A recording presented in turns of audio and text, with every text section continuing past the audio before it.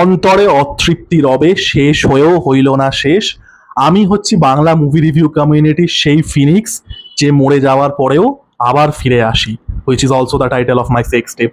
তো যাই হোক, এটা আমি অ্যাড করে দিচ্ছি এপিলগের মতো ভিডিওতে, কারণ ট্রেলারের যেটা মাস্টারপিস পার্ট ছিল সেটাই অ্যাড্রেস করা হলো না।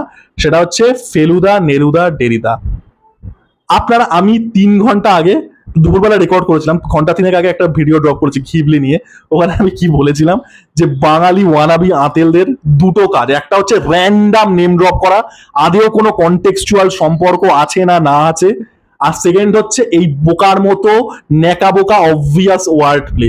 এটা গুগল করা হচ্ছে যে লাস্টে ডিএ দিয়ে শেষ হওয়া, যাতে বাংলায় দা উচ্চারণ ফেমাস লোক কে কে আছে, মৃত্যুঞ্জয় গড়ের সাথে, বা কিলবিল সোসাইটির সাথে, বা হেমলক সোসাইটির সাথে, বা আনন্দকরের সাথে, ডেরিদা বা পাবলো নেরুদা।